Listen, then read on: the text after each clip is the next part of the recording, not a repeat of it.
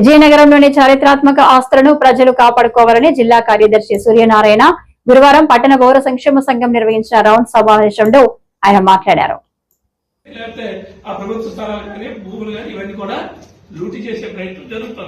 ఇప్పుడు గత ఆర్డీఓ ఆయన చెప్పినట్టు అప్పుడు జరిగింది. అప్పుడు కూడా సిపిఎం పార్టీగా దాని మీద ఆందోళన చేసి తీయాల్సిన అవసరం ఏముందంటే నిధులు పడుతుంది, దాన్ని ఎక్కడో అభివృద్ధి చేస్తున్నారు. ఏం అభివృద్ధి చేశారు? అప్పుడు కూడా ఏం చేయలే.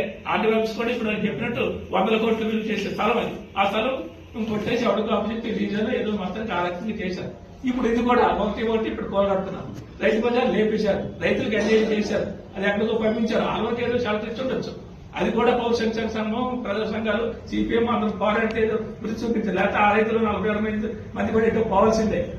అంటే మీరు రాజులుగా ఉండి ఈ జిల్లా కేంద్రాన్ని అన్ని రకాలుగా మేమే దాతృత్వం మాదే, మేమే ధర్మాలు చేసాం, మేమే విద్యాలయ దాతలుగా ఉన్నాం, ఇన్ని చేసామని ఒక పక్క నుండి ప్రజలు అందరూ చెప్పుకునే పరిస్థితి. కానీ ఇవాళకి వచ్చేసరికి ఈ పరిస్థితి అంటే చాలా అన్యాయం, చాలా దారుణం. ఇవాళ అది ఒకటితో ఆగలేదు. ఇప్పుడు నేను చెప్పినట్టు వరుస అన్ని కాలేజీలు, ఇప్పుడు సింహాచలం మేడ, తర్వాత ఎంఆర్ కాలేజ్, రకరకాల మార్క్సిస్ట్ పేరు మీద ఎక్కడెక్కడ ఉన్నాయో ఇవన్నీ కూడా మాకు కావాలి.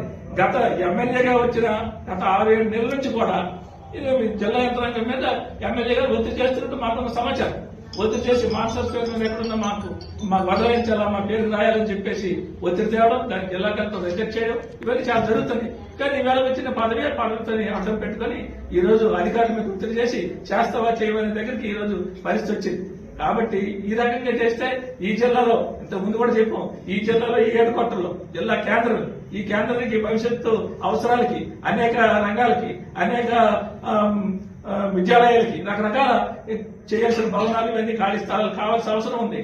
జనరేషన్ జరుగుతుంది, ఇక్కడ కూడా కొంతమందికి ఇల్లు కావాల్సి ఉంది, పేదవాళ్ళకి ఇల్లు కావాల్సి ఉంది, రకరకాల అవసరాలు చాలా ఉన్నాయి. రోజుకి వస్తుంది, జనాభా పెరుగుతున్న నేపథ్యంలో ఇవన్నీ ఉన్నాయి. మరి ఇవన్నీ దృష్టిలో లేవా?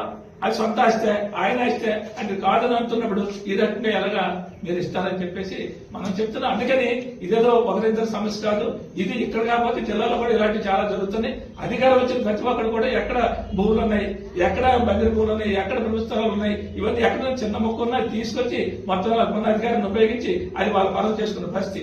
ఇప్పటికే చాలా మట్టుకు విజయనగరం టౌన్లోనే హెడ్ క్వార్టర్లోనే చాలా చోట్ల కబ్జాలు అయిపోయి, చాలా కాలనీలు వెలిసాయి, చాలా భూములు మేనేజ్ చేసుకుని ఎవరు అధికారులు ఉన్నా, అది వైసీపీ ఉన్నాడా, తెలుగుదేశం ఉన్నాడా, లేకపోతే ఇంకో కాంగ్రెస్ ఉందా, ఎవడున్నా చరిత్ర అదే, ఇప్పుడు జరుగుతుంది అదే.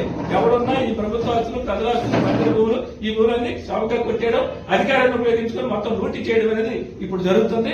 అందుకని ఇవాళ సిపిఎం పార్టీ కానీ లేకపోతే ప్రజా సంఘాలు కానీ మొత్తం ఈ ఆస్తులు కాపాడుకోవాలి. ఇది ప్రజల ఆస్తులు, ప్రజలకు భవిష్యత్తులో అవసరాలు ఉంటాయి, ఈ జిల్లా అభివృద్ధికి ఆస్తులు అవసరం.